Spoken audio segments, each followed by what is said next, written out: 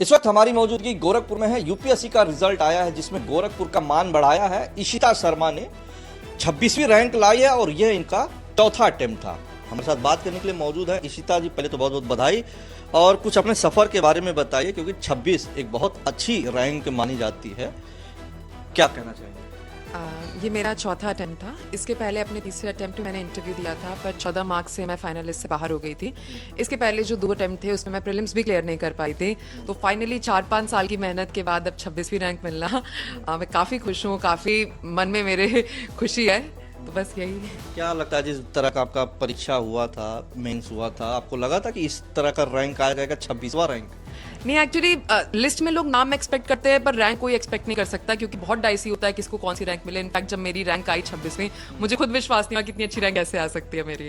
अच्छा, सब्जेक्ट वगैरह आपका क्या था? मेन जो सब्जेक्ट्स हैं वो सबके कॉमन ही होते हैं। मेरा ऑप्शनल जो था वो कॉमर्स एंड अकाउंटेंसी था। मेरा बैकग्राउंड भी कॉमर्स का, या बीकॉम एमकॉम मैंने किया हुआ है। तो हाँ, मैंने अपना ऑप्शनल भी कॉमर्स एंड अकाउंटेंसी लिया। ग्रेजुएशन वगैरह आपका कहाँ से हुआ? मेरा ग्रेजुएशन शहीद भगत सिंह कॉलेज दिल्ली यूनिवर्सिटी से हुआ है। Post graduation Delhi school of economics Delhi university से हुआ है। अच्छा, इशिता जी के बारे में एक खास बात यह है कि इन्होंने अपने यूपीएससी की तैयारी गोरखपुर में ही रहकर घर से किया है। ये कैसे? कई लोग देखते हैं बड़े शहरों में, प्रयागराज, और कुछ लोग अगर घर से संपन्न होते हैं तो दिल्ली जैसे शहरों में जाकर तैयारी करते हैं। आप कैसे गोरखपुर में इतने बड़े एग्जाम को क्रैक करने के लिए? एक्चुअली मैंने अपने जो कॉमर्स एंड अकाउंटेंसी मेरा ऑप्शनल है उसके लिए ऑनलाइन कोचिंग ली थी रैंकर से। उसके अलावा जो भी चीज़ें थी, आजकल सब कुछ ऑनलाइन, हमें यूट्यूब पे मटेरियल अवेलेबल हो जाता है, लेक्चर्स मिल जाते हैं यूट्यूब पे बहुत सारे, तो उसके थ्रू काफ़ी हेल्प हो जाती है ऑनलाइन चीज़ें लेने में। उसके अलावा मेरे भाई ने भी प्रिपरेशन करी थी यूपीएससी की, तो उसका काफ़ी गाइडेंस था, जिस वजह से मुझे कभी कोचिंग की ज़रूरत महसूस नहीं हुई। और क्योंकि मैं खुद दिल्ली में रही हूँ, मैंने ग्रेजुएशन पोस्ट ग्रेजुएशन किया, इसलिए मैं जानती हूँ करोल बाग और राजेंद्र नगर में कितना ज़्यादा क्राउड होता है। वहाँ पे पढ़ना अपने आप में, सपने टूटते हैं। एग्जैक्टली, वहाँ पे पढ़ना अपने आप में बहुत चैलेंज है। मतलब वो लोनलीनेस के बीच में सब कुछ बेयर करना बड़ा मुश्किल हो जाता है, इसलिए मैं बहुत क्लियर थी कि मुझे घर से ही पढ़ाई करनी है। अच्छा, यूट्यूब का आपने जिक्र किया। आजकल का युवा में, जैसा कि मैं आपको देख पा रहा हूँ कि आपने बताया भी कि आपकी उम्र महज 27 वर्ष है, तो आजकल का युवा ज़्यादातर सोशल मीडिया और यूट्यूब पे समय दे तो रहा है, लेकिन अच्छे कंटेंट नहीं देख पा रहा है, भटक जाता है। ऐसे युवाओं को आप क्या मैसेज देना चाहिए? एक्चुअली मैं वही बात हो रही थी हमारी कि यूट्यूब बहुत अच्छा मीडियम है हर चीज़ के लिए, लेकिन जिस तरह डबल एज स्वॉर्ड है ये, आप इसको अच्छे काम के लिए भी यूज़ कर सकते हैं, खराब चीज़ों के लिए भी। तो आप अच्छा कंटेंट कंज्यूम करिए। आजकल इतने इन्फॉर्मेटिव पॉडकास्ट आ गए हैं, आप उससे काफ़ी नॉलेज गेन कर सकते हैं। इनफैक्ट मैं जब तक यूपीएससी की प्रिपरेशन नहीं कर रही थी, मुझे जियो पॉलिटिक्स के बारे में कुछ नहीं पता था, फॉरेन सर्विस के बारे में मैंने कभी सोचा भी नहीं था। बट इस साल मैंने फॉरेन सर्विस को अपनी सेकंड प्रेफरेंस दिया था, सिर्फ और सिर्फ इतनी सारी जियो पॉलिटिकल न्यूज़ फॉलो करते हुए।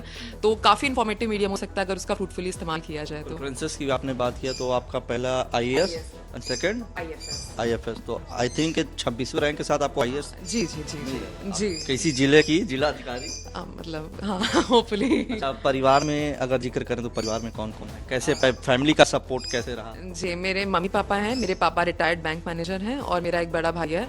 और सबसे ज़्यादा सपोर्ट, मम्मी पापा का सपोर्ट तो सबको ही रहता है, लेकिन मैं अपने भाई के बारे में बात करूंगी। मेरे भाई का सबसे ज़्यादा सपोर्ट रहा। उसने हमेशा ना सिर्फ गाइडेंस देने में, बट हमेशा मोटिवेट करने में। जब भी किसी ने कुछ बोला है, किसी भी तरह की कोई भी बातें हुई, तो उसने मुझे हमेशा कहा कि बहन, तुम सिर्फ अपनी पढ़ाई करो और किसी की बातों पर ध्यान देने की ज़रूरत नहीं है। आप क्या करते हैं? आपके क्या नाम है? मेरे भाई का नाम आशुतोष शर्मा है। वो भी सिविल सर्विसेज की प्रिपरेशन कर रहा है। इस वक्त उसका यूपीपीसीएस का इंटरव्यू है, जिसके लिए वो प्रयागराज में है।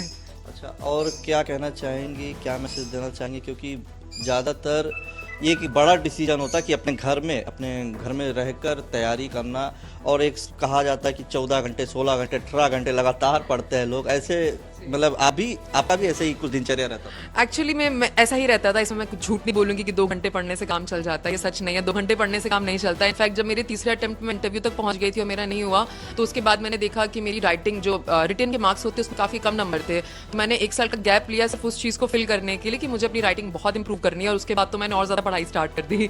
13-14 घंटे मुझे लगता है वो भी कम है। जितना भी टाइम मैं जगती थी, मैं से पढ़ती थी। तो ये तो सच्चाई है। और अगर आपने जो कहा कि क्या आप एडवाइस देना चाहेंगे दूसरा एस्पिरेंट्स को, तो मैं यही कहूंगी कि जो अटेम्प्ट का ट्रैप है कि एक बार नहीं हुआ, दूसरा अटेम्प्ट दे दिया, तीसरा अटेम्प्ट दे दिया, अटेम्प्ट देने में खराबी नहीं है। बट प्लीज़ अपनी वीकनेस को आइडेंटिफाई करो कि किस वजह से आपका सिलेक्शन नहीं हो पा रहा है। वो आइडेंटिफाई करना बहुत ज़रूरी है।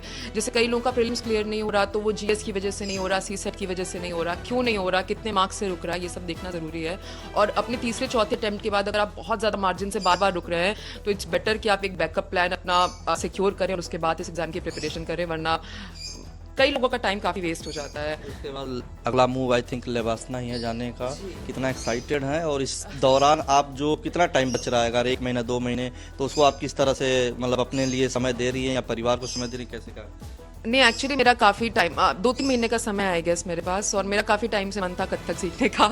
तो अब जो टाइम है, मैं यही कल सोच रही थी कि अब मैं वो क्लास करूँगी, प्रैक्टिस करूँगी कथक के लिए। आप रुकने वाली नहीं है? नहीं नहीं नहीं नहीं नहीं। अच्छा, आपका ये चौथा प्रयास था, 26वां रैंक आया है, तो क्या अब क्विट करेंगे, एग्जाम अब नहीं देंगे, एग्जाम में नहीं बैठेंगे, कि अभी ये भी सिलसिला, जैसे आपका कथक का भी सिलसिला चलेगा, ये भी? हाँ? नहीं नहीं, अब मैं एग्जाम दे ही नहीं सकती हूँ एक्चुअली। आईएएस और आईएफएस मिलने के बाद अब एग्जाम नहीं दे सकते दोबारा। जी, तो आप थी इशिता शर्मा गोरखपुर से, जिन्होंने गोरखपुर का मान बढ़ाया, 26वां रैंक लाया है। और सबसे बड़ी खास बात यह है कि इन्होंने गोरखपुर में रहकर, अपने घर और परिवार के बीच में रहकर इन्होंने तैयारी किया और अपने चौथे अटेम्प्ट में इस मिसाल को मतलब झंडा गाड़ा और 26वां रैंक लाया। तो आप तस्वीरें देख रहे थे गोरखपुर से।